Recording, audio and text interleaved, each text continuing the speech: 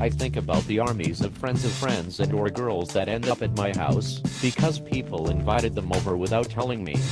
Or they just invited themselves over. No problem though, in Korea you never really have to ask to come over, and unless the door is locked you should walk right in without knocking. Pure Korean style. I think about slowly coming out of my hungover status. Their Korean jokes, jive, and energy give me a second wind. I let them convince me to go to a bar with them as they pour awesome fake Korean whiskey or soju down my throat. Things are jovial. Yet another amazing night out on the town in Seoul. I think about everyone being pretty drunk. I think about when the small bill comes for the drinks we had at the bar comes.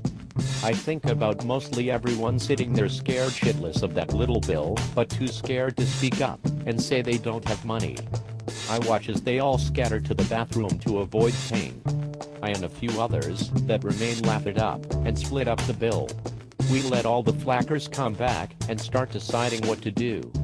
I think about how fun it is in Korea to be like we are going to nightclub, but it's really expensive, and watching them squirm but saying nothing. Those 5 seconds of shame. That is the price they must pay to their hyungs and soul.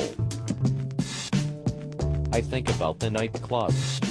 I think about the ugly girls that come in and won't shut the fuck up or leave even though I'm giving them hardcore signals to leave. I think about offering them a huge shot of whiskey to scare them away.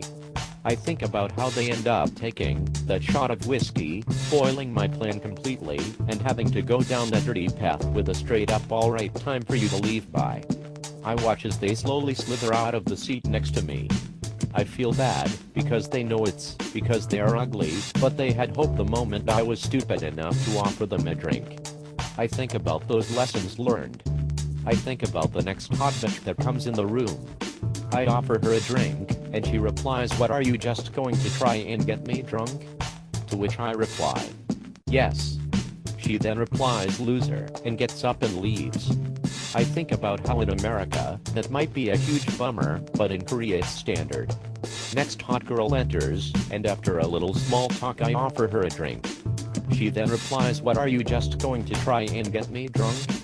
To which, after learning my lesson, I reply, No, I just like someone to drink with."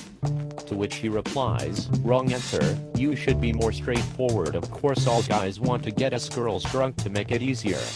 Then she gets up and leaves.